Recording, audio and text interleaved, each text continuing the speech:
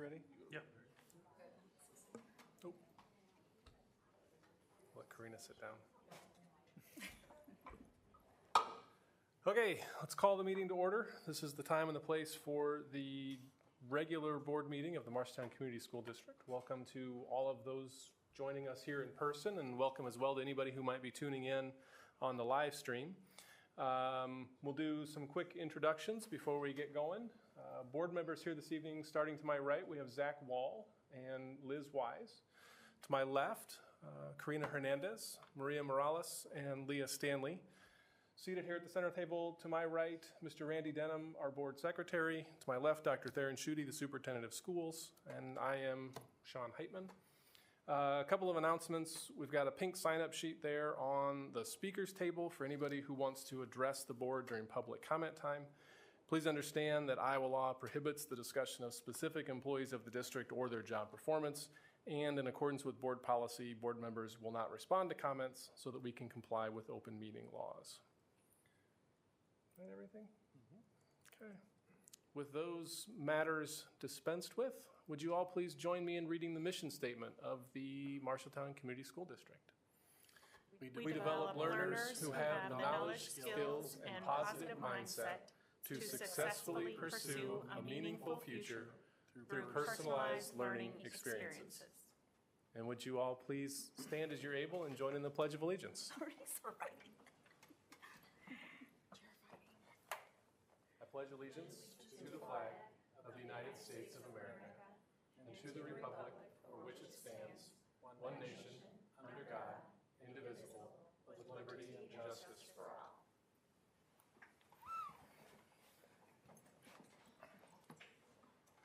Are there any changes to the agenda this evening? Nora, did you have any changes? No. Okay, no. Okay. Then we need a motion to approve the agenda. So moved. Second. Wall, Hernandez, all in favor, say aye.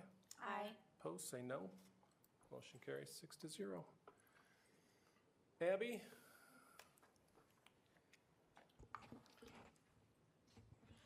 So many of you had the opportunity to meet Miss Brooke Will at the Chamber Banquet. Brooke, if you want to come on up. Welcome formally to the Marshalltown Community School. Yeah, and they would have gotten the rundown of your resume back when we were proposing you to be the next Rogers principal, but that's been a while ago, so maybe you can just give Cliff Notes version of who you are and why you're excited to come to Marshalltown. Absolutely. Yeah, absolutely. So I grew up in Tennessee, so if you hear the Southern accent, that is where that is from. And then kind of lived all over the United States. I received my bachelor's degree from Quincy, Illinois, from Quincy University in elementary education, and I taught third grade there. And then I landed in Mankato, Minnesota, where I received my master's degree in educational leadership, and then followed by my specialist degree in educational leadership from Minnesota State University, Mankato. And I worked in the Mankato school system as a teacher and then as an instructional coach. And then I moved into administration, and I moved school districts and was a principal for 2 years at Medilia Elementary with a very, very diverse group of students. We were 50% Hispanic and 50% white. And so I fell in love with working with diverse communities and diverse populations. I did that in Mankato as well, but leading a building is very different than a teacher or coaching role.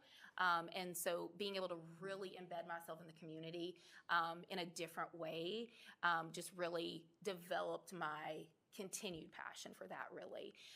And so my daughter is about to have her third little girl, and she lives in Altoona, and all the rest of my family's in Tennessee. And so I decided to see what would happen if I threw my hat into Iowa. And so Marshalltown called, and I talked with Dr. Schutte and went through the interview process and just continued to fall in love with the opportunity. I really see Rogers on this precipice of potential. Like, it is just right there, and the staff is hungry for some real change in instructional leadership, and I think just getting my hands dirty with the staff is the best way I'm going to be able to lead them.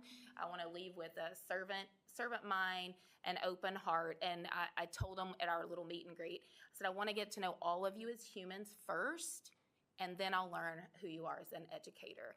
And I hope by starting that way and bringing that part of me to Rogers, then we can move forward with all the academic and achievement pieces. But I think you have to know your people first very well. And so I'm very excited. Everyone in the school district, in Marshalltown proper, and then at Rogers specifically has just been wonderful, welcoming, amazing. I'm so excited to be a part of the Marshalltown community and certainly the Marshalltown Community School District. So any questions specifically for me? That was like the really fast version. Okay. Welcome. Yeah, welcome. Thank you. Thank you. I'm very excited to be a part of it. Thank you so much. Thank you.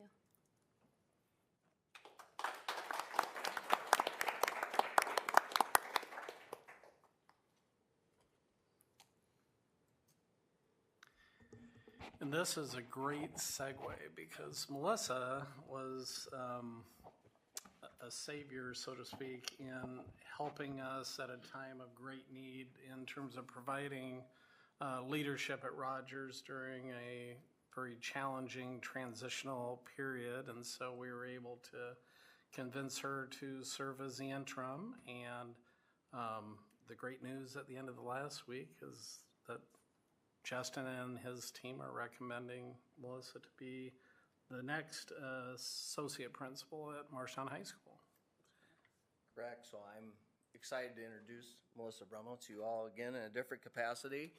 Melissa is a dedicated educator with extensive experience in special education and school administration.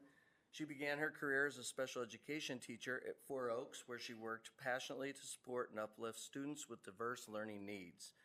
Her commitment to fostering an inclusive and supportive learning environment led her to the role of Behavior Management Coordinator for Marshalltown Community School District. In this capacity, Melissa developed and implemented effective behavior management strategies that significantly improved student outcomes and school climate. In recognition of her leadership abilities and her exceptional contributions to education, Melissa was appointed as the interim principal at Rogers Elementary. During her tenure, she successfully guided the school through a period of transition, focusing on enhancing academic achievement and strengthening family engagement.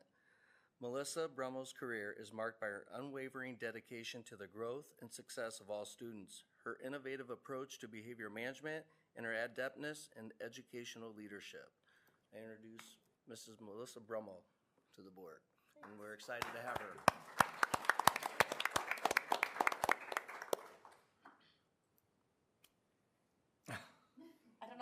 Follow that up. Thank you to everybody. I'm excited to be over at the high school, and I've appreciated being at Rogers. It was a great year working with the team over there and meeting families and students. And obviously, we're going to have a lot of transition and change this next year at Marshalltown High School, but I know one of the things that Justin had talked to me about was really looking forward to Melissa's knowledge and expertise as far as special education as well as the behavioral piece there. So I think she's going to be a great addition to that team. So We're excited. welcome and thanks. Thank you. Thank you. Thank you.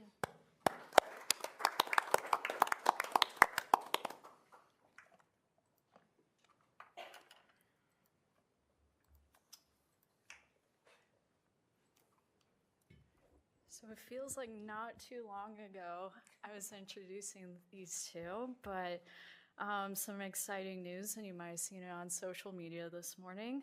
The National History Day qualifiers have returned from the national contest at the University of Maryland, where Anessa received the Women's History Award for having the best project in the senior division. I'm going to pass the mic over to her to talk a little bit about the experience and receiving the award.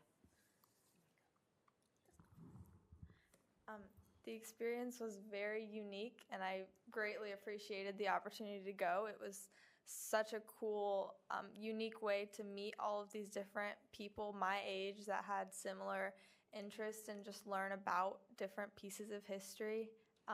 The organization did a really cool job of just incorporating a lot of fun ways for us to continue learning, and it was really cool to be able to showcase my project to all of these really educated individuals and get more feedback on it. Yeah, it was a very unique opportunity that I was very grateful for, and receiving the award was quite unexpected, but it was very, very cool to be able to get recognized for that. And just to give you an idea, of over 500,000 students across the nation start History Day projects, and of course, they get winnowed down through the different levels.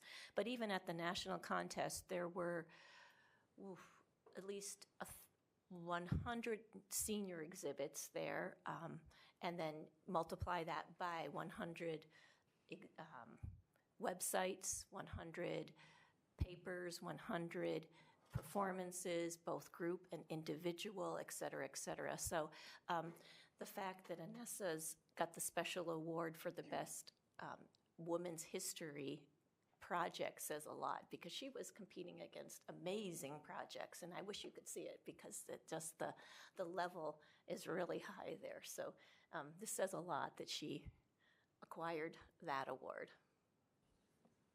Congratulations. Congratulations.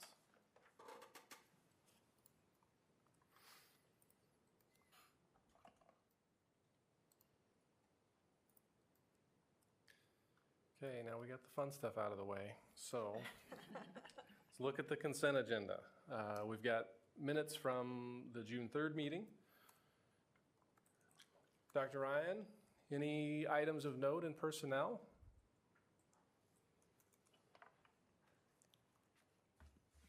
We have one retirement. These words come from Principal Tim Holmgren at Franklin. Diane Brochard. Ms. Diane Brochard has played an essential role in student and staff support at Franklin for nearly 30 years, 27 and a half years as a para there. She has served at the highest level of commitment to students and their success. Diane has supported some of our most challenging and complex student needs.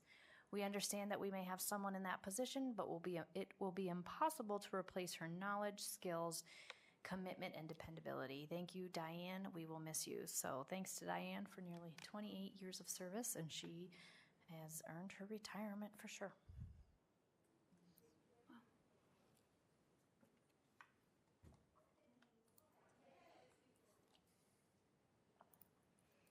Okay, looking at interagency agreements and contracts, there are a lot of them. Let's do this, rather than me read off what they all are. Does anyone have any questions about any of those contracts or agreements?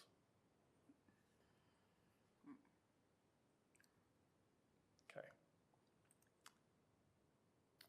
Are we talking about the CTE additions in a later part of the agenda this evening? There will be, Jackie's going to be presenting equipment purchases and furnishings for the CT edition. Okay. Is that what you're asking about, Leah? Well, yeah, I think I'm good with the ones that are in here. I looked it up earlier. Because I think the two... These are for different things. These are change orders. Right, those are two change orders. Yep. Okay. Anything else from anyone? Okay. Then looking at open enrollments, for next year, there are 7 out. Randy, anything to note in bills or in the monthly financials? No. Any questions for Randy about the bills or the monthly financials? Okay. We've got 2 donations or gifts, one from Western Governors University for a community garden, and a grant acceptance from the Department of Ed for education of homeless children and youth program.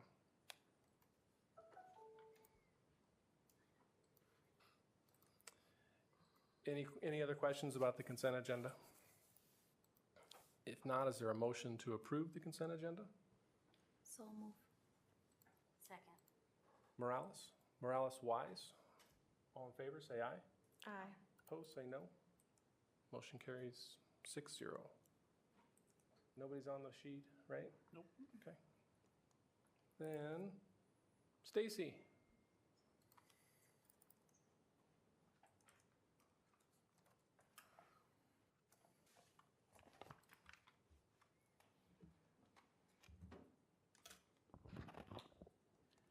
Good evening. I'm happy to be here tonight to give our annual health report for the Marshtown Community Schools. If you want to go to the next slide, I know that was pretty brief. Health office staff, the only changes this year, we still have 9 registered nurses covering each of the buildings, kind of a shared position between Anson and MLA. We did add 1 health aide this year to MHS, so we have 2 health aides over there. Based on the number of health office visits, the data supported that we needed to have 1 more health aide supporting that office there. But otherwise, no other changes on that. Nursing services, I'm not going to read through each of these, but we do provide direct health services for students, medication administration, treatment, sick care, etc.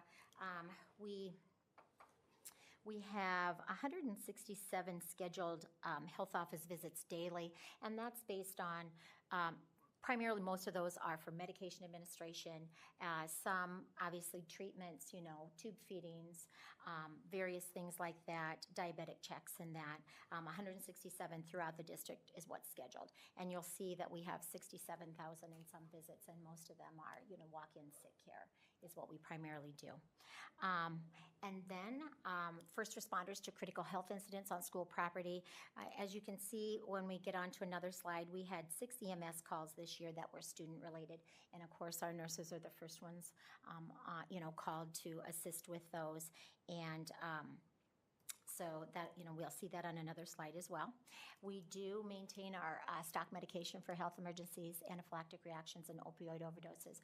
We did do a policy update on that for our emergency stock medication. We just had to put a little inclusion in there because we were having some issues with outdating, and we get this free from we get it from the Iowa Pharmaceutical Association, and there was some shortages. So we needed to make sure we included that in there in case we were not able to get that in. So we just put a little inclusion in that.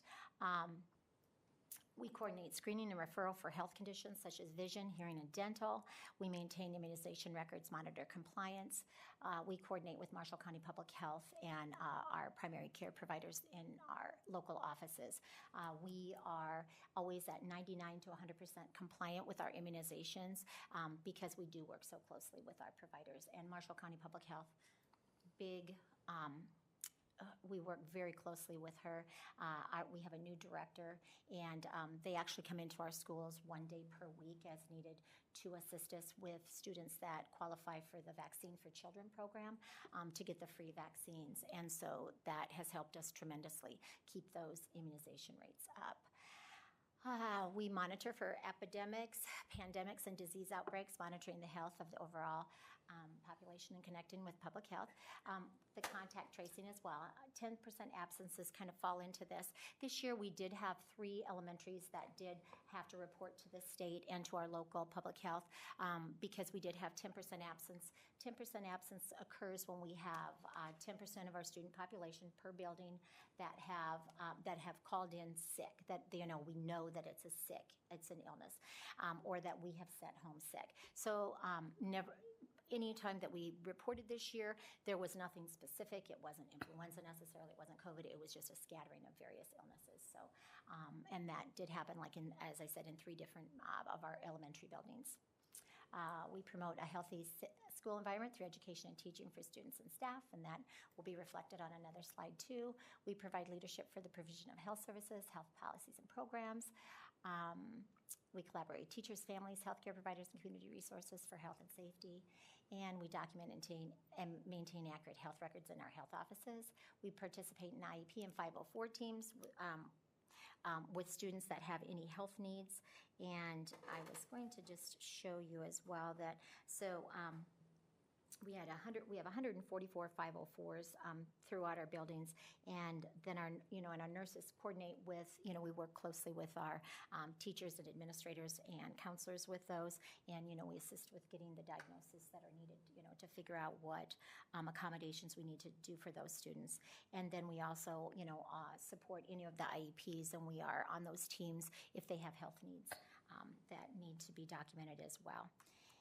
And then we assist with the Medicaid billing. We coordinate that per building, and we had 105 students that we billed Medicaid for and worked with Timberline to do this year, and that was up from last year. And then we also provide health services to staff, and blood pressure checks and various things like that that are needed, for our staff. And then this just is an overview, other roles that nurses play per building. This really hasn't changed on here. The only thing that I kind of want to highlight, and I'm going to highlight it on one of the following slides, is that as far as the CPR and first aid, we were very grateful that we were able to get one of our nurses and another staff member, Mickey England, to become CPR instructors within our district. And I can give you a little data on that to show how that has actually saved us money and time, having our in-house CPR instructors. And otherwise, I think that's kind of self-explanatory. All right, so as of 5/30/2024, Stacy Mommer gave me 5,308 was our total enrollment. Based on the information that's shared with us on our online registrations, we have 2,385 students that report a health condition. That's 45% of our students, and some of those students have multiple that are listed. So, we're teetering right at about 45, almost. Obviously, that's close to 50% of our students. That does not vary much. The highest I've seen it since I've been in this role was 48%. So last year it was, let's see, I'm going to tell you, I think it was 47%. Yep, 47%. So down just a little bit. And of course, we, again, are at the mercy of parents reporting those diagnoses for us as well. So, all right. And these are the health conditions. We track all health conditions, but these are the ones that the National Association of School Nurses advise that we track. Anxiety, nothing has changed much on here other than the depression, and you guys maybe have seen this as well. It was a 46% increase, and of course, so MHS and MLA, those are our highest numbers. That's where the majority of those are. Miller, there was about 46, but the others were primarily all at MHS and MLA. Of course, depression is increasing throughout, the United States in our teen population, and it certainly has, gone up, since the pandemic. I would tell you that I think part of this could be that parents weren't necessarily reporting previously. Now, I'm not saying that we didn't see an increase, because I'm sure there is, but I also think that there's been more of an awareness, and I feel like maybe people are a little bit more comfortable to report, and they are listing that as diagnoses when they go on those online registrations. So, yeah, and certainly we'll continue to monitor that closely. But as we know, mental health is definitely on the rise, and so that's something we'll continue to track. And obviously, our district works closely with that with our counselors and social work teams. Stacy, do you know how our percentage of students with a health condition compares to other districts, compares to the state? Yep. We are pretty close. I mean, our numbers are very similar, I track it with other districts that are kind of in our same size and maybe some of our same demographics. We're very close. Some of them, one of them is Atumwa that I kind of look at because they are similar demographics and size-wise, and we're very close with them.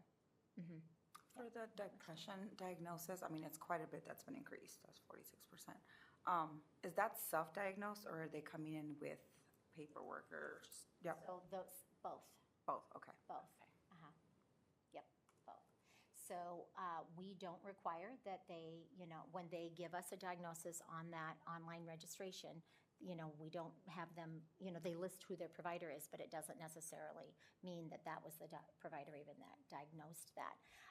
But certainly some of these are students that we provide medication for at school, so we obviously know, that comes across through, our collaboration with their provider, as well as our 504 plans and some of our IEPs, where we do actually have the documentation of depression. And so it's a for those combination that of are self-reporting, like, are they referred out then by either you or the counselor Yeah, here? So not always, Not unless always. there is, unless there's a concern reported to us. Okay. Or we've seen, our teachers do such a wonderful job to, referring to us if there's a concern, as well as, just all of our support staff. We work closely if there's any concerns. But yeah, the depression, that number, it's a combination of some self-reporting on. Yeah. But I do truly believe that that number, yes, 46% is what we see there. But I'm going to guess last year probably was similar, but we just didn't have the report. People weren't, documenting that in their online registrations. They weren't indicating it. Thank you. Yep. Thanks. All right, you bet. Okay, and here's our outcomes of health office visits. So we had a total of 67,310 throughout the district in all 10 of our buildings. 2,352 were sent home. We had 6 EMS calls for students, and so that shows that we had 64,952 that remained at school. So that shows that 96.5% of our students were kept at school, following a health office visit. So obviously, it's a great thing to have a nurse or health office staff in there to be able to assess a student and be able to get them back into the classroom learning. Yep. All right. And this is just a breakdown of our health and emergency plans. So our 504 plans, you can, if you hover over those, you can see, obviously based on, the population in our buildings. Obviously, MHS, MLA, we have higher numbers. And then our emergency health plans, those are created by the nurses as well for any of our students that have life-threatening illnesses, such as, if they have seizures, if they're diabetics, if they have seizures, diabetics, any of our anaphylactic students with life-threatening allergies or choking, they have the emergency health plans. And then we share those with the staff so they're aware of each of their students if they have a plan. Okay. And state requirements, none of these have changed. We work closely with our community partners for all of these requirements. The dental screens, we work closely with the MICA iSmile program. They're wonderful. They come in and do screenings. They do sealants for us. We are so very fortunate to have them. Our hearing screens with AEA, it's a wonderful thing. I don't know, some of that could look a little different next year. I was talking with our AEA audiologist, and some of that may look somewhat different because they also come in and they check all of our known hearing losses, and that may look a little different next year, he said. So we'll see. We certainly value our AEA. Vision screens, that is done by our it's University of Iowa, the Kids Sight program, and they partner with us with that. And then our immunization audits, we work closely with Marshall County Public Health for that. Are there other organizations, like for hearing screening, if we're not able to get those services from AEA, but like for vision screenings, we're getting that through a different third party? Have we started looking at what some of those things might be? We have not yet, but I think that's definitely something we're going to have to look at. So Brett Battles with AEA, when he shared that with me, I don't know for sure that this year it's going to look different. It's possibly moving forward. So yes, we will be looking for some other resources to be able to help us follow up on those hearing screens, because obviously that definitely affects our students' ability to learn. And then the Medicaid claiming, kind of as I referred to earlier, we had 105 students. I don't have that gross reimbursement at this point. I do know that next year we do have a change coming. We're going to go to online documentation, which I'm very excited for. And I think our paras who do help us a lot with our billing, most of them, I think, are excited to go to the online billing too. We won't have to be fumbling through papers monthly. And so this will be, I think, a really exciting change. So during our pre-service coming up in August, we'll be doing some trainings with Timberline to get that on board. So I'm excited for that. All right, benefits of having a school nurse. Increased school attendance. As I said, we were able to keep those students in school, so 96.5 of those students remained after seeing the school nurse. And then school nurses and we teach all of our staff on seizure protocols, EpiPen, CPR, and cardiac emergency response plans, and then also the student emergency health plans that I referred to as well. We had 154 of those in the district. I did want to highlight. Maybe I'll do that actually on the last slide, if you want to go forward. All right, so any of the updates, the new AEDs at MHS and Miller Middle School, we were able to do that last year, and I was very grateful that Dr. Schutte helped us get those funds approved for that. We tried some different avenues. We weren't able to do that, so the AEDs were they were outdated, and they needed to be updated. And so, we have a lot of traffic, our own students as well as, all of our visitors and people that come through the high school. So we were very grateful to get those replaced last year. And then, it was during this school year. And then also being able to get our CPR instructors in-house. Nancy Pins in England. And Nancy shared with me that 7 classes were taught from September 23 to May of 24, 4 of them by both of them, and 1 of them by Mickey alone, and 2 of them by Nancy. The training center requires a 6-to-1 student to teacher ratio. She said the total number of students were 56, and the old cost per pupil that we were being charged from by the American Heart Association when they were coming in, that would have totaled $2,800, and so we were able to save that. But the cost to start the program, it looks like it was $2,375. That was the training and getting the training video, the mannequins, and all of that. So we've already made that up. So it's a really positive thing, and it's so nice to be able to have that in-house. And she said already there's 51 people needing CPR. She's coordinated that whole roster, and it's just been very smooth for our teaching staff and our coaches as well to be able to have that in-house. So we're excited to have that. And then the other change was just a policy change for the emergency stock medication, which I already kind of talked about. And then also talking in regards to our Marshall County Public Health, those school-based vaccine clinics where they're coming in on Wednesdays and assisting us with getting students vaccinated. So primarily what that is we have so many new students coming into the district from all over the world. And many of these students are coming without vaccine records or very minimal vaccines. And so they are assisting us to get these vaccines for these students, and so that we can get them enrolled in our district and starting school as soon as possible. So we're very grateful for them.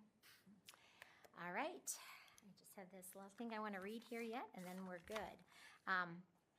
Through the provision of comprehensive and direct health services, school nurses strengthen and facilitate the education process by reducing or eliminating barriers to accessing health care. School nurses have expertise in clinical nursing, communication, surveillance, education, advocacy, and leadership in order to ensure that all students' health needs may be addressed. The school nurse has the educational background, experience, and competency to oversee the coordinated school health program.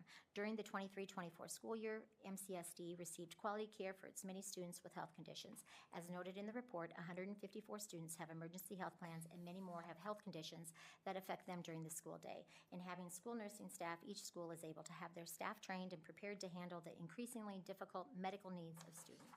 There's a wide variety of students with high medical needs within the district, and through the nursing staff, each of those students are able to come to school in a safe and healthy environment. The school district nurses view their relationship with the district not as employees, but as trusted caretakers of the health and well-being of our students and staff. And I just want to thank you guys for supporting our health offices, and we appreciate our administrators and the board for all the support that you guys give us. Does anybody have questions for me?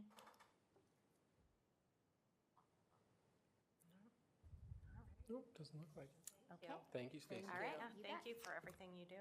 Oh, thank you.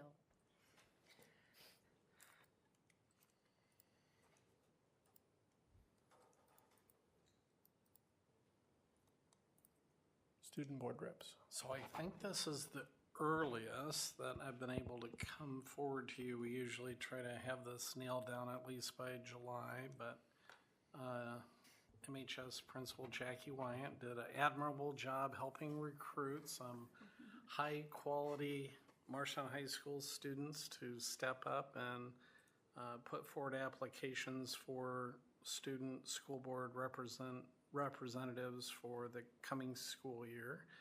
I ran those applicants by Sean and Sarah as well, and they were on board.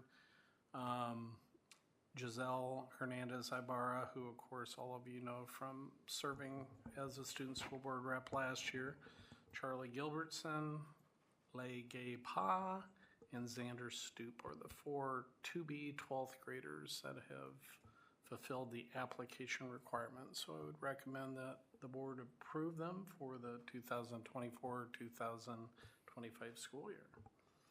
Questions? No.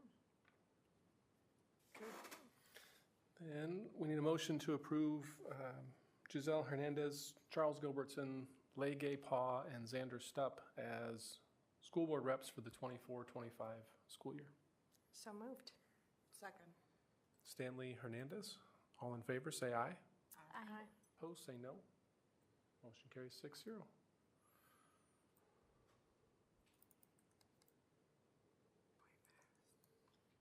Hello. Hi, Jackie.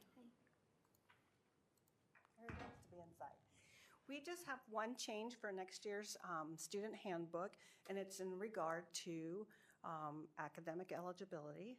The Iowa High School Athletic Association changed their policy earlier this spring, and students in the spring were gifted with 10 less days of suspension for failures that they had. So that's already started to take place. So we want to make sure it's very clear to our students, and something that's really emphasized at the beginning of the year when we go through our student handbook with the students, that they're aware of academic ineligibility due to failure at the semester and what the consequence will be. The other thing that's nice is that the Athletic Association allows students to participate in other activities as long as they finish to burn up their ineligibility, so that when they get to their favorite sport, they're immediately eligible. So it's a nice little thing. But we want to stop them from failing. I mean, it would be better if they didn't have the 20 days at all. Correct, correct. So I'm just asking that we approve that amendment to the student handbook for the 2024-2025 school year. So essentially, since I think it started with legislative action, you know, it was no pass, no play, and if you failed a course, you sat 30 days before you could participate in a varsity or junior varsity event. And so that wait time or probation time is being reduced from 30 to 20 days. And I know that the Girls Union, the Boys Association have approved that moving forward, and I think the Music Association is right now seeking input on doing it as well. Any questions? Is there a motion to approve the updated 24-25 MHS student handbook as presented? So move. Second, but I thought of a question. Okay. Are coaches proactive in knowing the grades of their students to be able to talk about this? Absolutely. Okay. They have access to that. Ryan pulls the grades at the end of each semester and shares that with the coaches. Okay. Sometimes, you know, when you have a student who hasn't gone out for any activities and then they show up and they have a failure, you know, that's a tough one, you know, when you finally get them there, because we know that students who are engaged in school, at least during the time when they're engaged in an activity, are doing pretty well. Yeah. During that, right? So could there be some more things? Absolutely. Study tables off season, so that when we come into season, then everyone's proficient in their schoolwork. Absolutely. Yeah. Thank you. Second. Any other discussion? Can the kids that are ineligible, can they still practice? Yes. Is that typical at most schools? Yes. I think they have to practice, They have to actually. practice. Show up. They need to be involved, remain involved and engaged. And then if they go out for anything, they need to finish it all the way, not just when they wait the 20 days. They need Gotcha. to finish the season. Okay.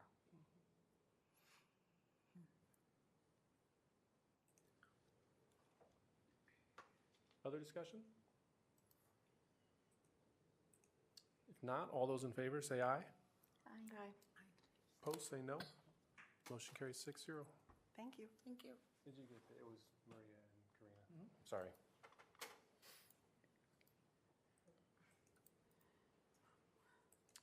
Our annual board self-evaluation, we'll do that. Actually, I think Abby's got it loaded up and ready to go. She'll send everybody a link to it. We'll do it by a Google document. Google form. Thank you, Abby.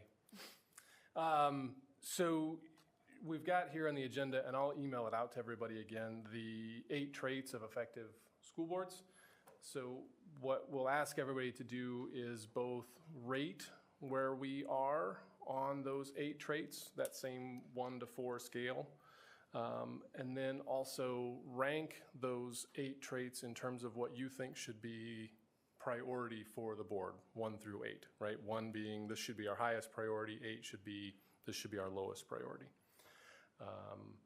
And then we'll also ask you to reflect on those a little bit, describing 2 specific strengths that you think our board has, and then what sort of areas of growth there could be for the board.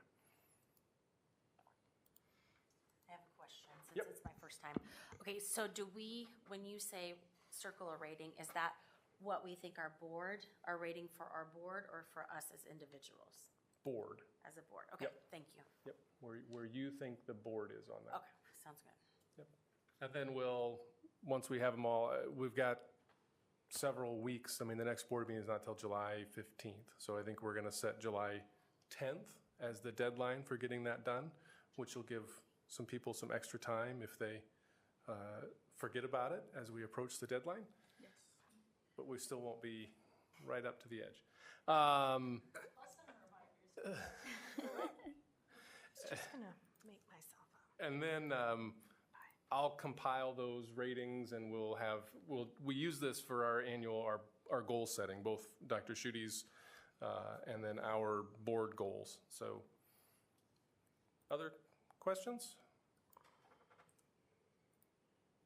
Okay. Like I said, Abby's got that ready. She'll send the link out tomorrow, tonight, sometime, so you can do it. I told Dr. Schuette I would send it out tonight. Okay. And like I said, I will email an extra copy of that 8 traits of effective school boards, just that 1-pager, so everybody's got that. So the next item, legislative priorities, was not intended to be an action item, but one more opportunity to take a look at these priorities before we do bring it forward in July as action. We have to have it to ISB by August.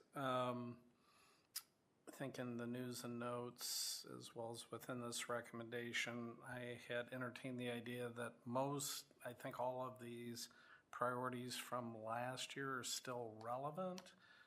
Student achievement, reducing achievement gaps, supplemental state aid. Obviously, the legislature did a heavy lift in raising beginning teacher salary as well as 12-year veteran salaries this past year, but the funding that was to help balance or provide equity across the salary schedule was stripped in the 12th hour, and so I still believe that we're playing catch up due to decades of less than ideal annual increases there. So I think that's still relevant.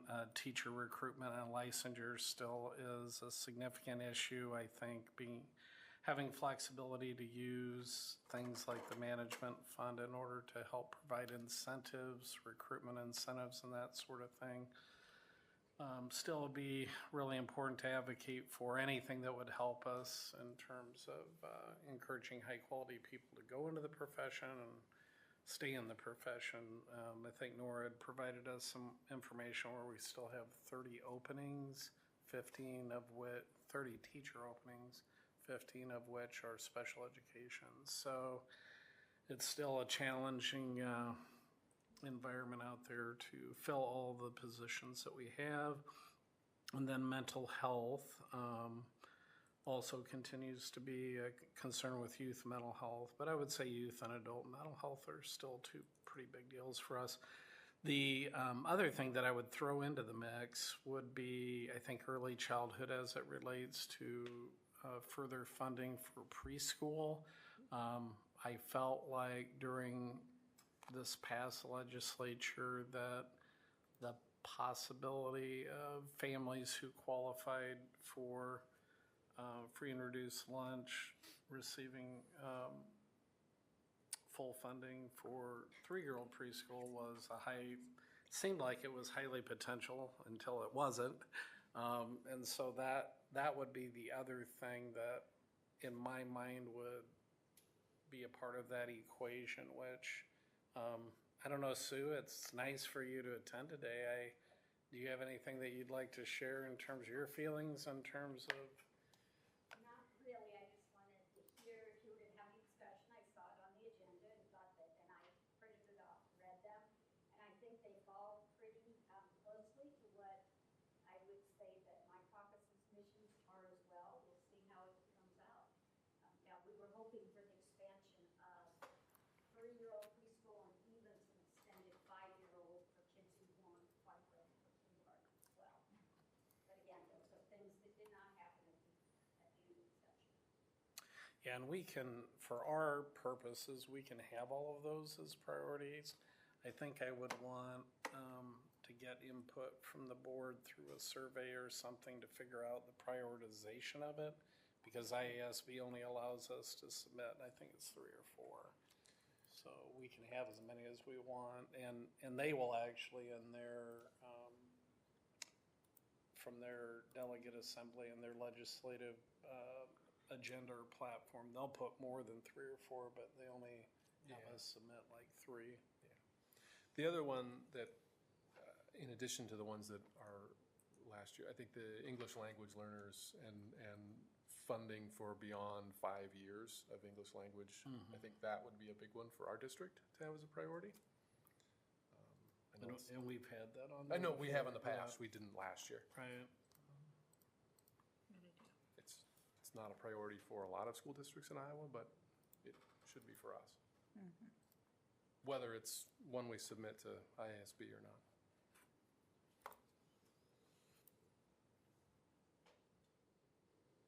Any other ideas from the board? This will come back at the July meeting. I think the survey idea is good. It'd be nice to see kind of where the board lands as far as priority. And it'll need to be a one-on-one back to me, and then I'll bring forward the. Yeah. So we've got 4 that we had for last year. There's a couple more that we just talked about. Is there other items that anybody would like to see included in that survey?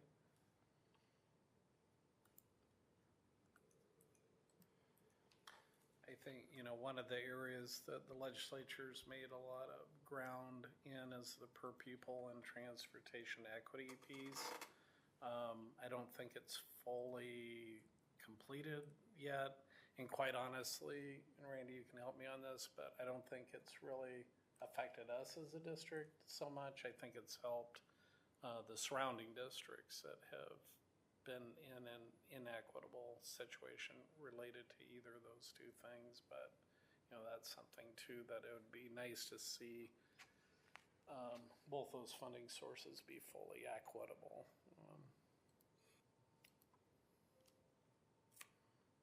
But I wouldn't say it's our district's top priority by any stretch. I'm just scrolling through some of the ones on the legislative platform. School safety is on here. I think we've made a lot of strides in our district, specifically in that area, as well as some of the state funding that we have received, or federal grants potentially. I don't remember what the funding sources were for some of the safety and electronic items we've added that have assisted with safety in the schools. with the entryways, the surveys, and we kind of took advantage of that early on.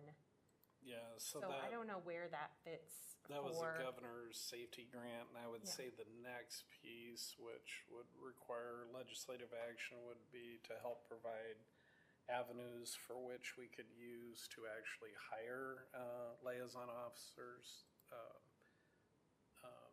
I know that there's been efforts to receive funding authority for that, which cash reserve is part of, and I think there's been efforts through the shared positions to the operational sharing that it just hasn't wound up landing there. I think too, there was an opportunity to use an idea of using management fund to help support the hiring of those positions. So I think that kind of help would be our biggest need right now. We had done a lot with infrastructure, and then the governor's safety grant helped us significantly move that even further. But I would say that piece in terms of helping to support either existing or future hiring of school safety officers or liaison officers would be nice.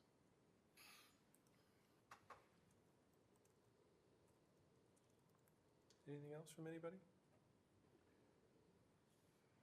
I'll throw one more in there. There's one in here about bond issues. And what they talk about in there is allowing bond issues to be on the ballot at any special election date rather than just at the November general. Not quite sure how I feel about a simple majority vote to pass a property tax bond referendum, but maybe that's okay.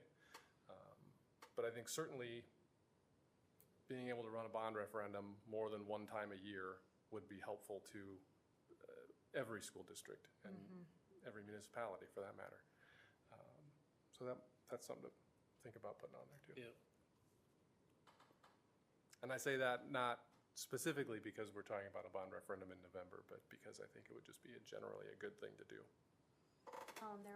There have been a lot, I'm seeing and hearing from a lot of districts that is creating challenges because of municipalities as well as the districts themselves trying to pass everything at the same time. Right.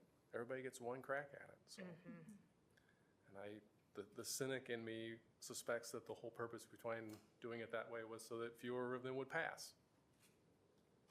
But I don't know that. So. I think it really is kind of problematic when you have a really close election, when it winds up being like 58%, and you're really close enough that with further education and advocacy and whatever, you have a legitimate chance to maybe in round 2 pass a referendum, but then having to wait a whole year before you can bring it forward again is challenging versus, let's say, 6 months or something like that. And it used to be, I think, 4 different times a year you can bring it forward, isn't that right? Now it's just once, so. Well, I mean, the police and fire station, right? I mean, it didn't pass the first time, but they listened to what people thought was appropriate, and they made some changes, and they brought it back, whatever that would have been, at the next election, and it passed easily. So you lose momentum for a good project sometimes. So anyway, anything else on legislative priorities? Okay. Jackie, you're back up. Now, have you picked out your seat over there? Because the next time we're here, you're going to be over there. That is true. Hiding behind the pillar. Okay. This is kind of a fun thing to talk about today.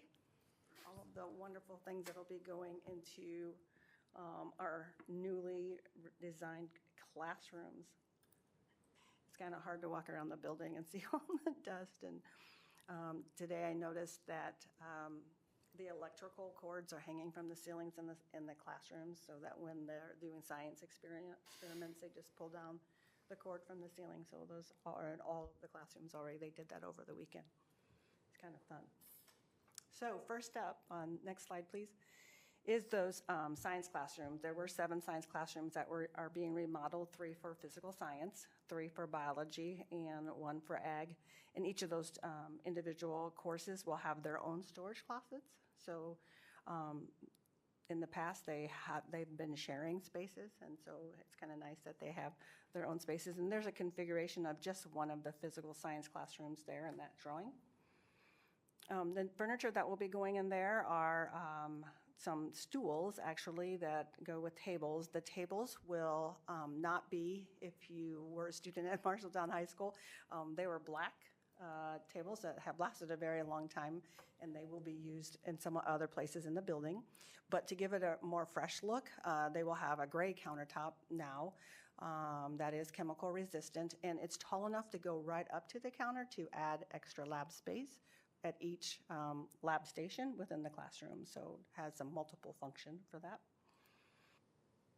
And I believe the cost for each classroom is $16,910 for the tables and the chairs, and including a teacher station. The chemistry and physics classrooms are unique in that, and this is an example in this picture of the chemistry, the physics lecture space and then their lab space.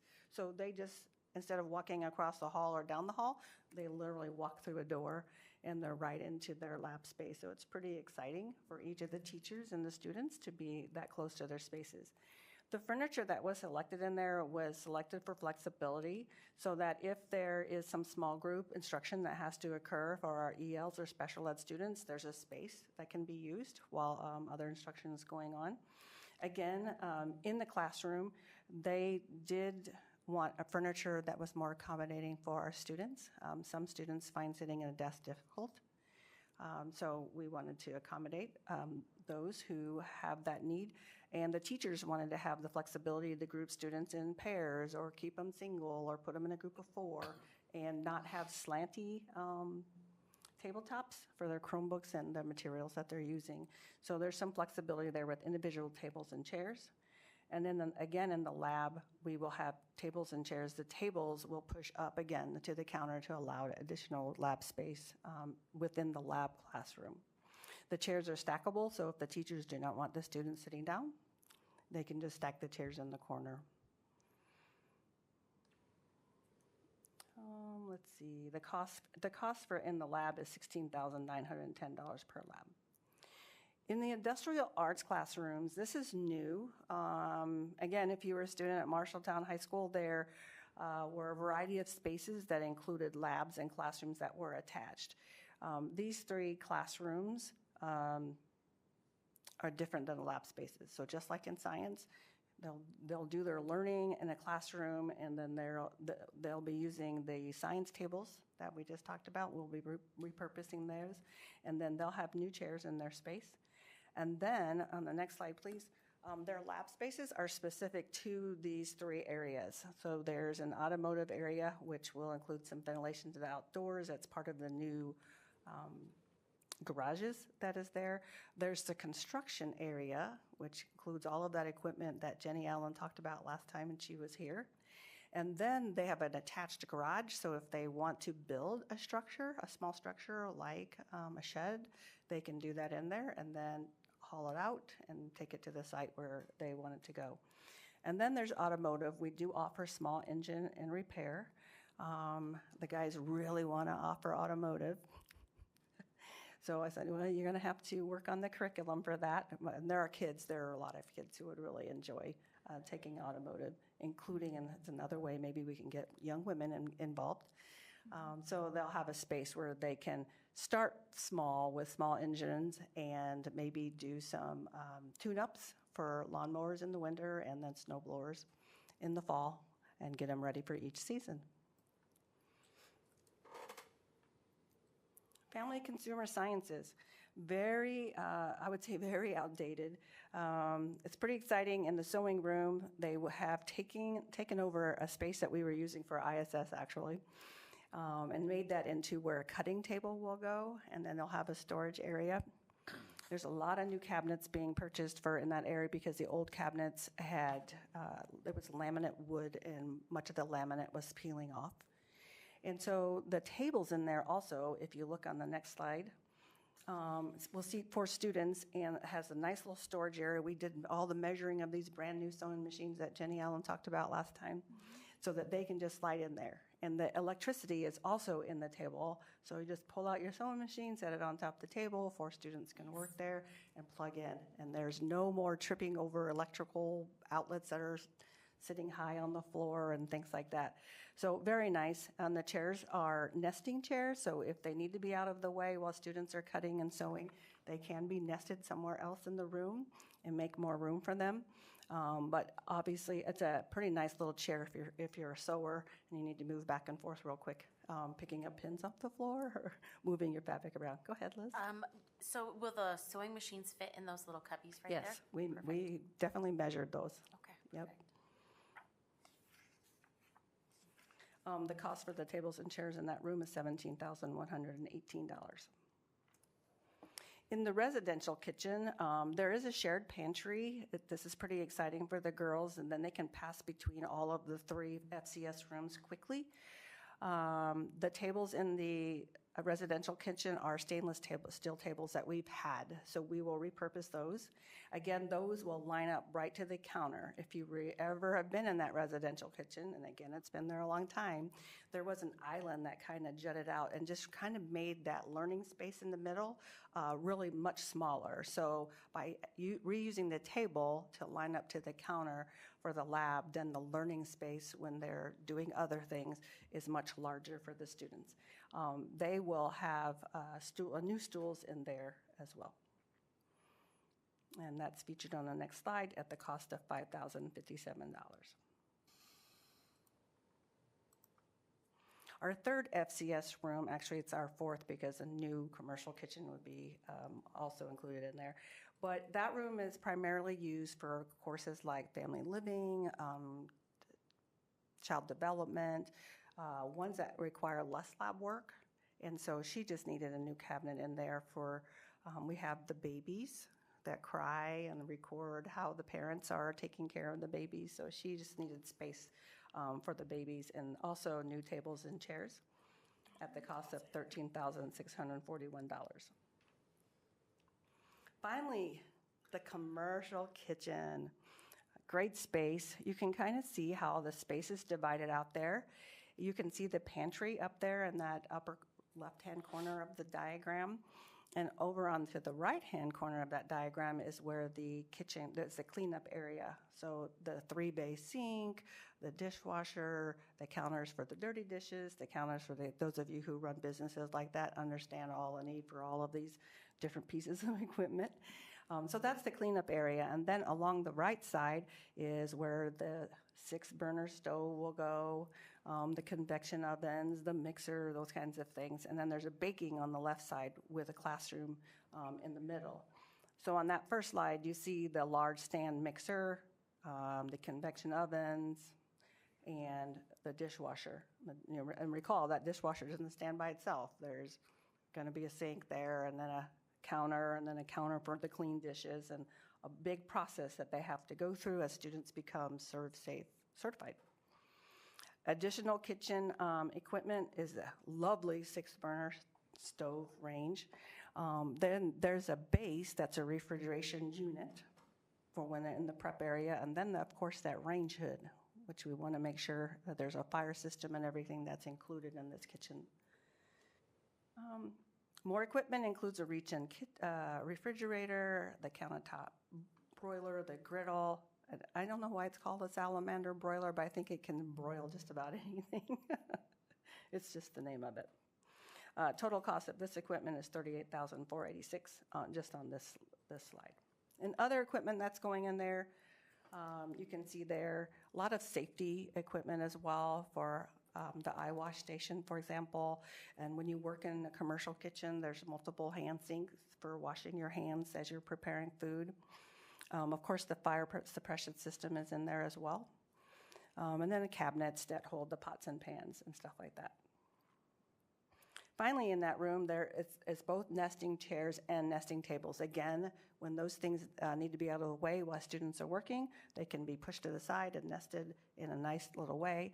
If we want to do a catered meal in there or a meeting, we can pull everything out and have a nice space for our students to showcase their wares and their abilities. Finally, we have staff furniture on the next slide. So teachers will all get a new chair to go into these lovely new spaces. We are not recycling the old teacher furniture, which looks like it came off a military base. So they'll get new tables and a chair and a filing cabinet for their materials. So these expenses are included in the budget that was approved back in, I think it was September. And you will notice there, for example, there's $194,741 for the Culinary Arts Kitchen. And in our budget, there is actually $284,539. So we are well under that value. Questions? Commercial kitchen, so this is a renovation of the classroom that you already have? That's in the courtyard. Okay, that's in the courtyard, okay. That's in the courtyard with the 3 science labs. Okay. And the residential would be the rooms as you know them now, Yeah. just upgraded. Okay. Are we on track? That was We gonna think be so. my I was just at a meeting today, and the calendar of timelines looked pretty good. I mean, I saw some punch list or dates on there, so I was like, for different areas. Yeah, the CTE project is at least on schedule, and Tornado Safe Room is probably ahead of schedule, although we heard today that there's a delay in some of the venting, I think, materials, so they don't anticipate that being a challenge with completion. It's just kind of changed the order of how they're needing to do some things. So this is our second presentation of different equipment and materials needed for these spaces, because we know that there may be a lag in time in getting some of these things, so we're trying to get out there so that we can get our rooms, especially our classrooms, furnished by September 3rd, in time for September 3rd opening. And then if some of the other equipment's a little slow getting there, that's okay, but we got to get our students in the seats. I think it's exciting. It is exciting. Yeah, When you so look at it right now, you think there's no way this Yeah. is going to be. You're welcome to come look at it, but when I think about what it looked like and what's the potential of what's going to happen, that's the Oh, yeah. exciting part. It's very exciting. Yeah, I see they took out 10 lockers to make a hallway that goes to the back side of those labs, and it's just like, wow, that space is huge. It's just, and then they opened up the south end where the culinary kitchen will be, and there's 2 big doorways, one to the lab and one to the culinary kitchen. And again, this gigantuan hole, no more grass through the window, you can't see that. But it is so exciting. I'm so excited for the kids to have these experiences in these spaces. It'll be very It's going exciting. to help them be more engaged and want to participate and take additional classes. And you heard about all of the new curriculum that the teachers are getting to help with that engagement, so absolutely. I have goosebumps.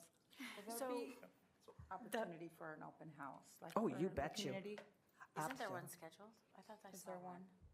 I don't know if it's been scheduled yet, but yes, absolutely for the community, absolutely. Okay. We want, I'm not sure what it'll look like on the open house night, you know, because we'll be like right up against the wire there. That'd be that last week before they're supposed to be done.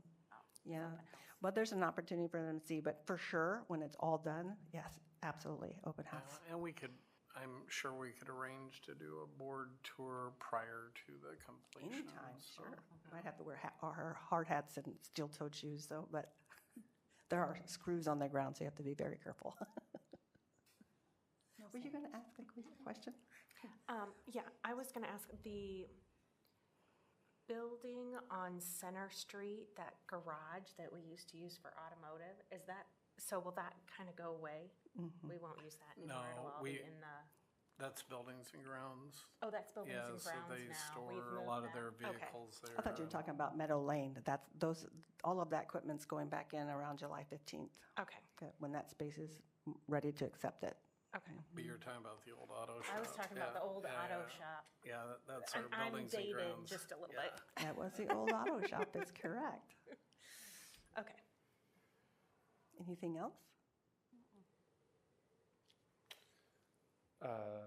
Randy, was there something involving like touchscreens or something? Yes, the interactive touchscreen panel. So I inadvertently missed getting those quotes on with this particular agenda item tonight, so I apologize for that. But Amy did have something for news and notes that she had referenced this week, so we would like to add those interactive touch panels so that, like as Mrs. Wine just referenced, we want to make sure we get these items ordered so that they're all here before September 3rd. So I don't know if Amy, if you want to come up and talk about said items. So.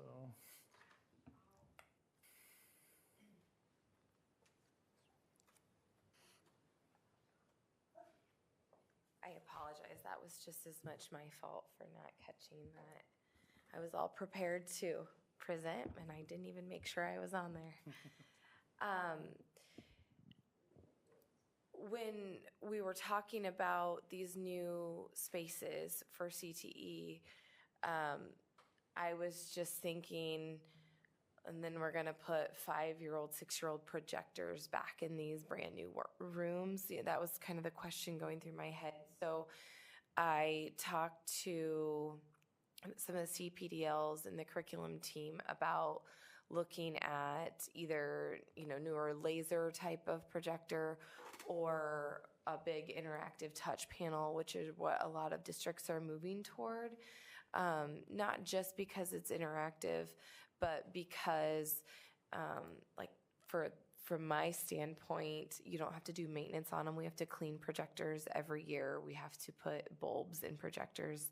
We have to find a way to wirelessly cast devices to projectors, which cause a lot of tickets and those sorts of things. So having more like a monitor on a wall, a big monitor, we're talking 75 inches, 86 inches, is the way a lot of schools are moving toward.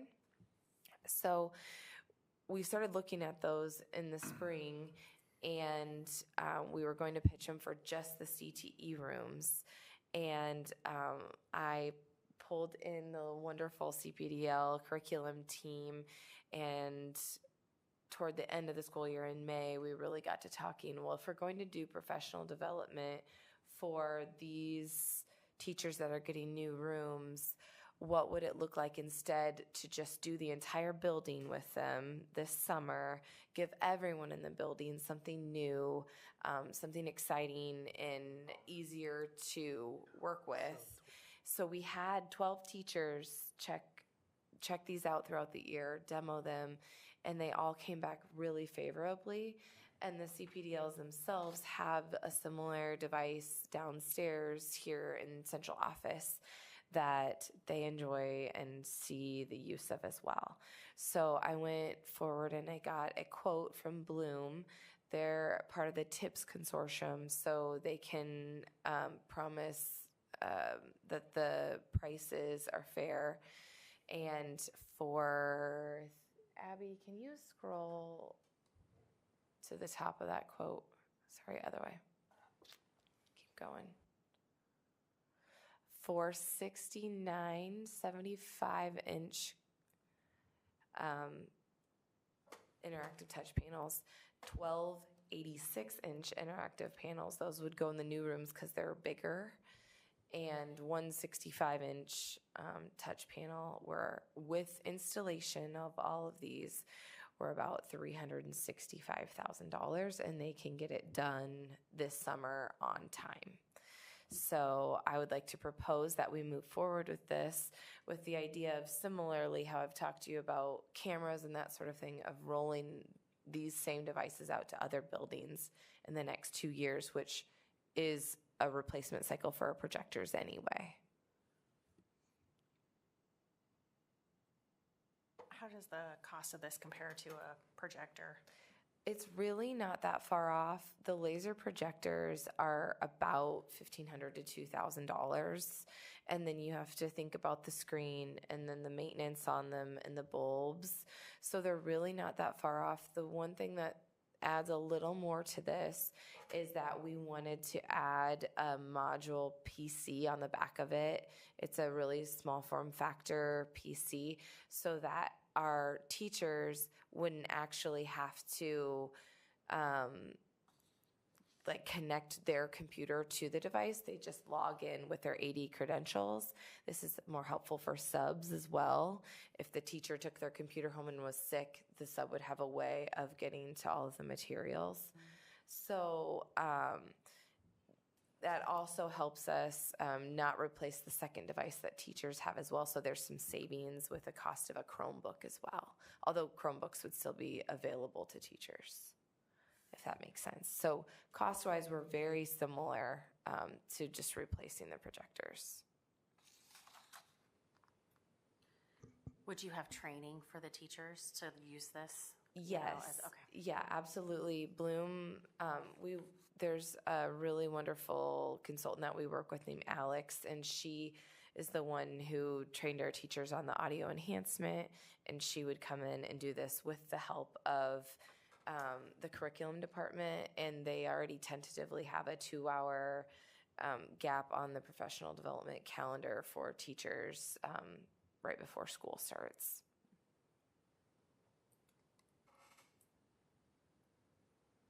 And you said you'd roll out to the other schools within 2 years. Is that what you're thinking? That's the game plan. Would be 2 years. We'd have them at all of the locations.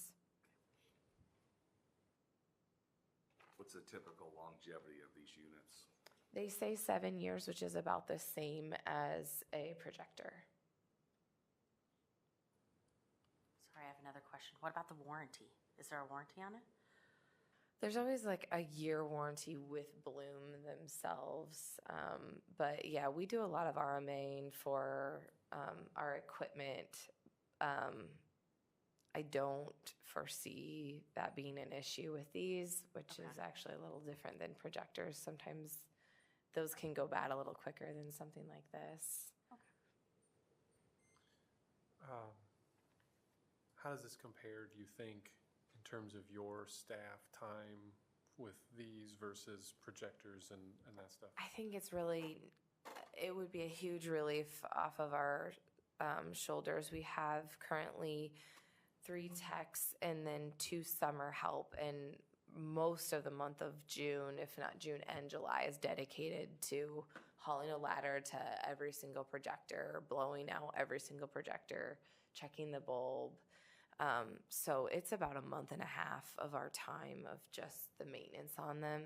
And then the wireless casting is something new that we've been doing, but something that we believe we should continue doing, and that's just a lot of tickets that get put in. I can't quite figure this out, that sort of thing, which this would completely alleviate that. So that's a whole nother amount of time that would be saved.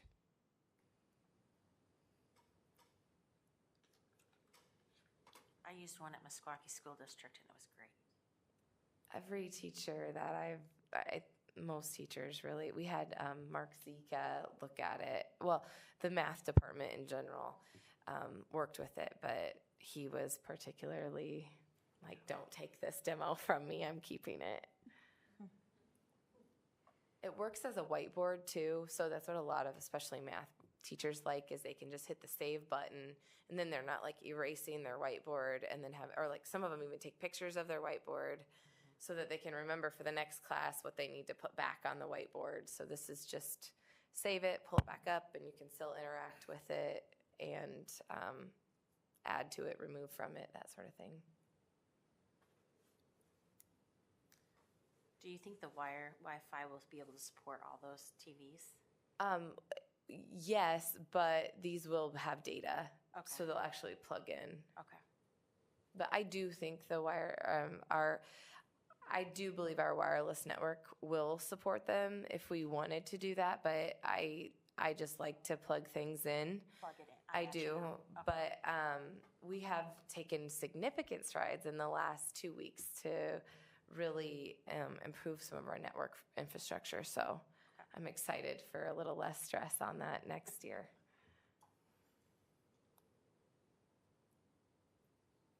Other questions about either the projectors or the furniture for, maybe we can make Jackie come back up to the table? No? Okay. Then is there a motion to approve the purchase of equipment for the Marshalltown High School CTE rooms in the amount of $811,923.70 as presented? And that includes your stuff. So moved. Second. Was that you, Leah? Yep. Wise, Stanley? All in favor, say aye. Aye. Aye. Opposed, say no. Motion carries 6-0. Thank you very much. Thank you. Thanks, Randy. So we have before you a recommendation to set a public hearing for July 15th for the purpose of a potential property exchange with the city of Marshalltown. The legal language is in the board resolution that's attached, but essentially what we're proposing to the city would be exchanging what we own at what most people refer to as the Bicentennial Park area, the acreage that we have out there, in addition to the Arnold's Park land that we lease annually and have leased annually to the city forever and ever, in exchange for 8 acres that they own adjacent to the 7 acres that we own between 6th and 12th Street, or off where Southridge Dead ends.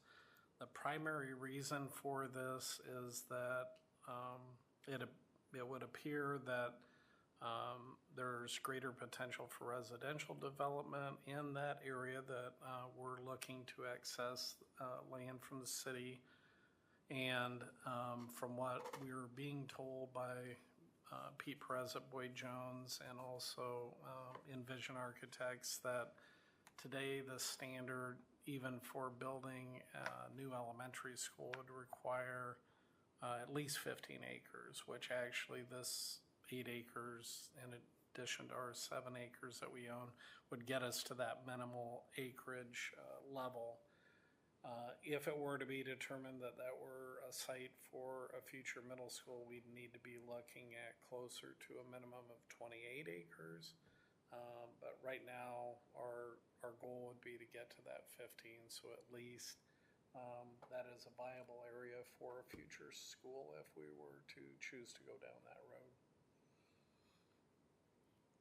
The city would have to go through some similar processes on their end for approval, but we'd like to get the ball rolling, especially given we just have one board meeting regular board meeting in July. Questions? Comments? If not, we need a motion to adopt the resolution to set a public hearing for July 15, 2024 at 5 p.m.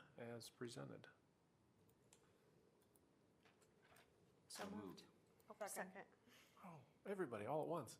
Let's go with Wall and Maria, were you one of the, or was it Karina? Karina. Okay, Wall, Hernandez. All in favor say aye. Aye. Opposed say no. Motion carries 6-0. Orpheum Kitchen remodel. We put out for public quotes to be sent to us as of Wednesday of last week. We received 2 quotes. One was from Hay Construction here locally for the Orpheum Kitchen remodel, and their price was $229,715. The other quote that we received was from Larson Construction for $242,000. So we are recommending for the board to approve the Hay Construction quote.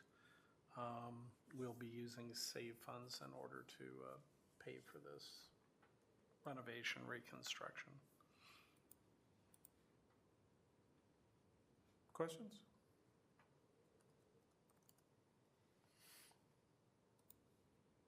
So this would turn the current Orpheum kitchen into essentially a commercial kitchen? No, it would turn it into a small-scale service kitchen.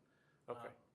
Not a warming kitchen, which is kind of what it was before, but to actual small production kitchen that could be used at the Orpheum if and when we get the coffee shop up and running, or it could be leased out for use by public interest, so.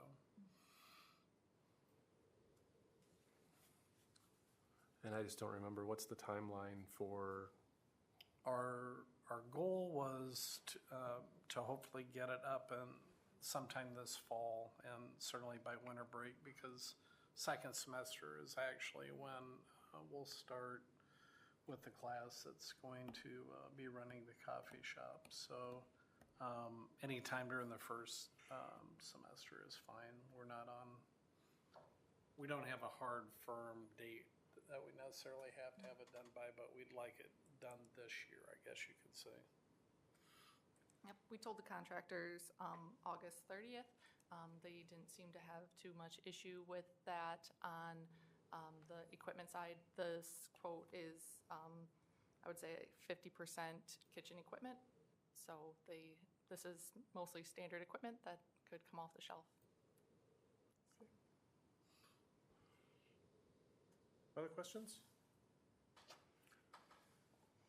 If not, is there a motion to approve the quote from Hay Construction for the Orpheum kitchen remodel in the amount of $229,715 as presented?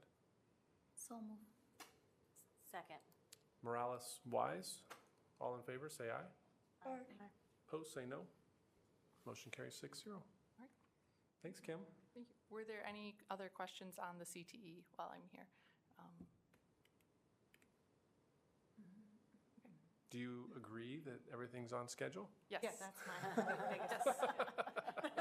Is a couple questions. The brick, is it going to match? What's the brick going to look like in the end on the outside of the building? So the brick will be at the window infills. The addition will have metal panels, silver around the sides and blue in the middle where the garage doors are going to be.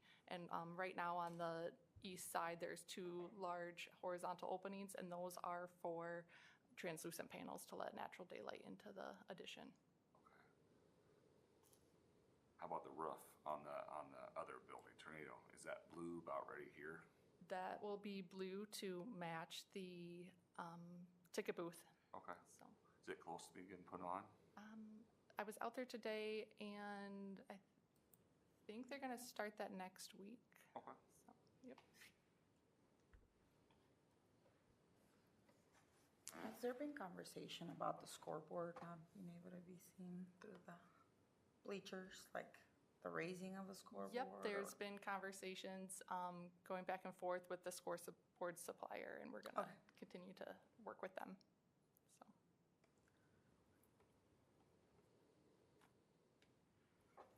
Anything else? I don't think so. All right. Thanks, Thank Kim. you. Thank you. Thank you.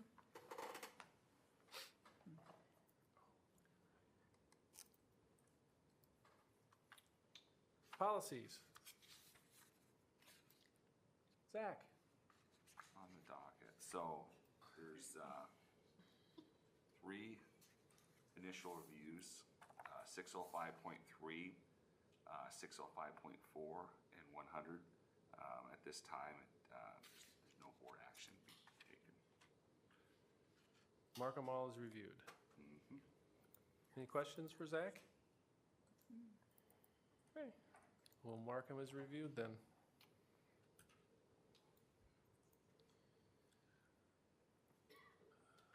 Reminders for next week, or next meeting. Sarah's got initial review policies. And that next meeting, remember, is not until July 15th. So you have nearly a month off. Hopefully you'll all remember what we look like when you come back. And some people here won't even be here anymore.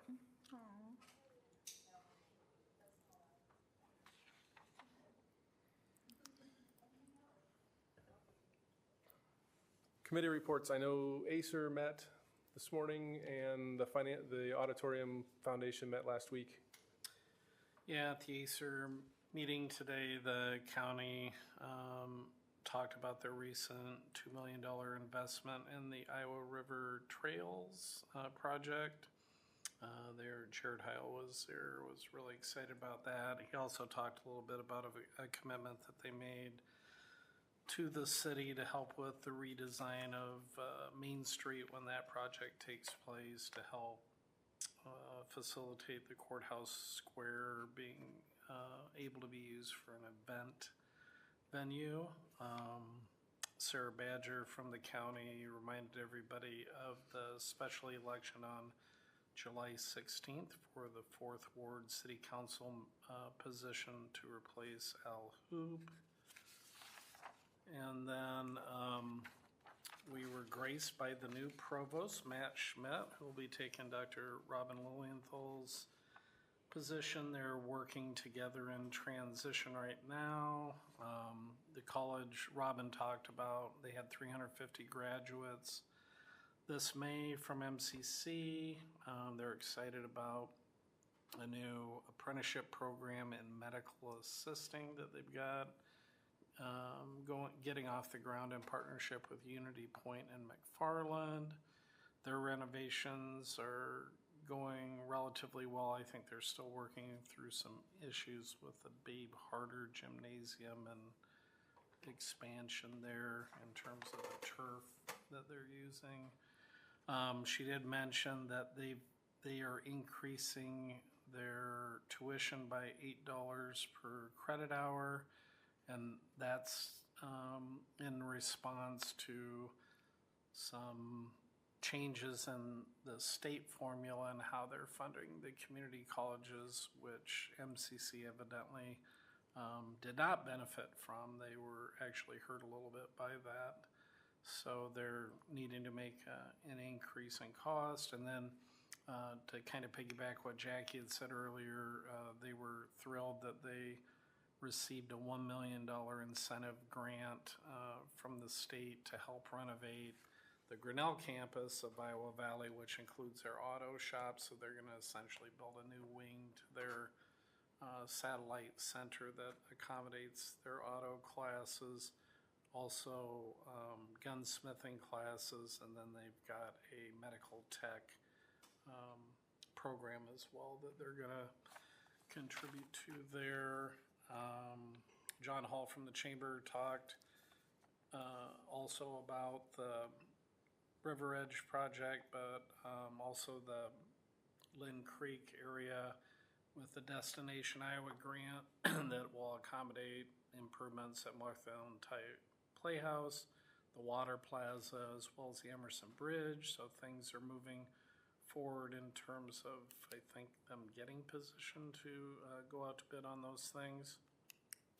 I also mentioned that their Y Marshtown summer internship program is going to be finishing up here, I think, in July.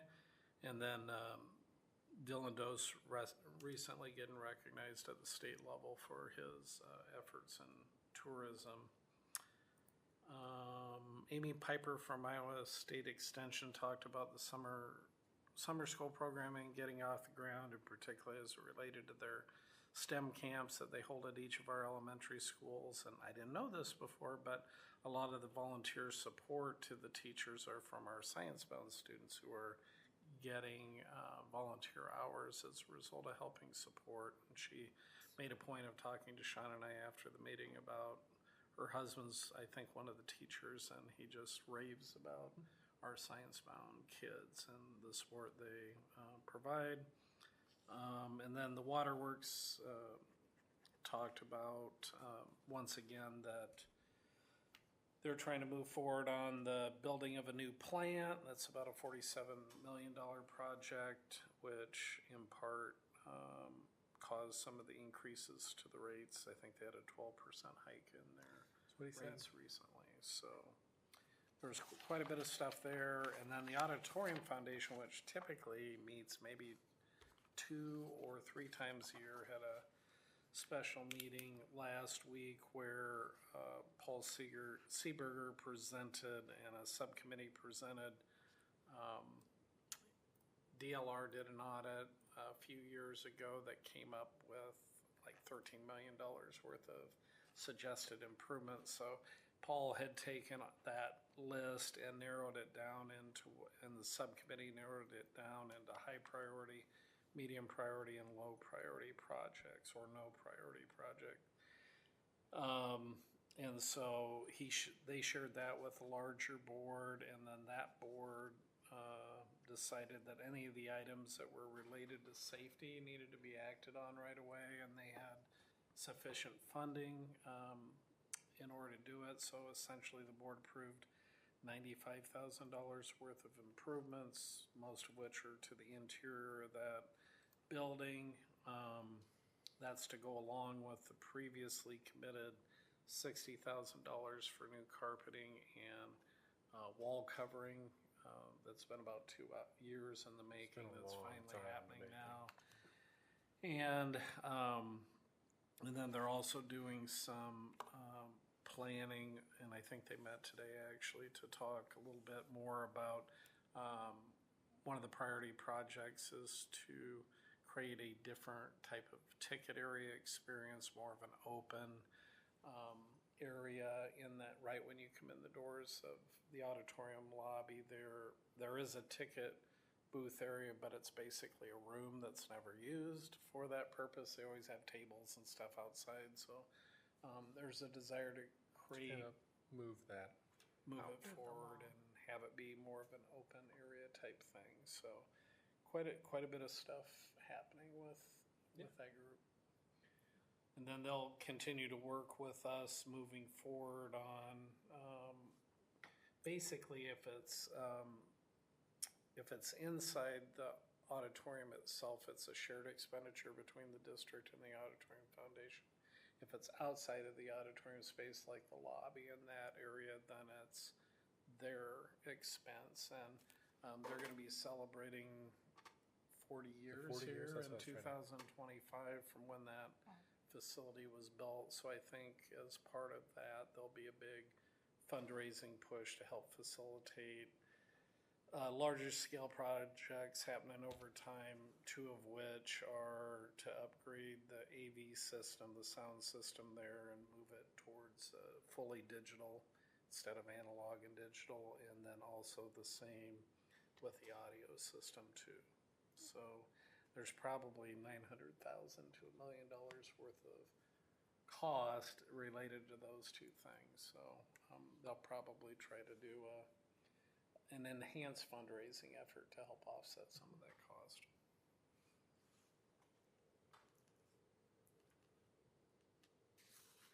Okay. Any items for future agendas?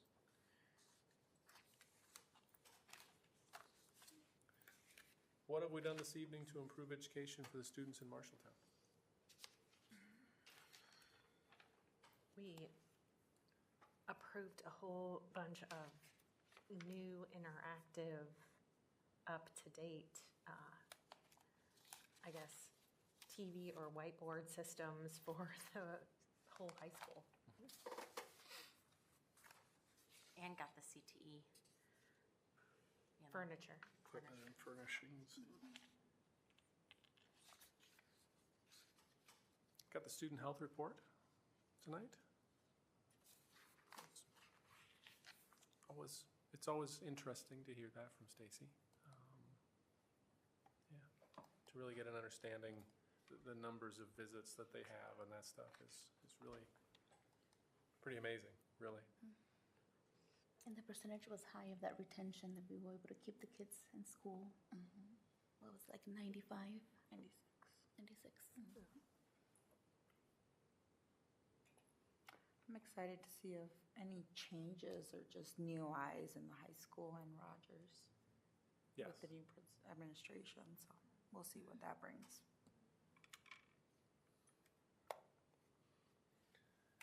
Anything else? Okay. Then that will conclude the open portion of this evening's meeting. We'll have take about a 5-minute break, and we'll have a little closed session, and then we'll go home.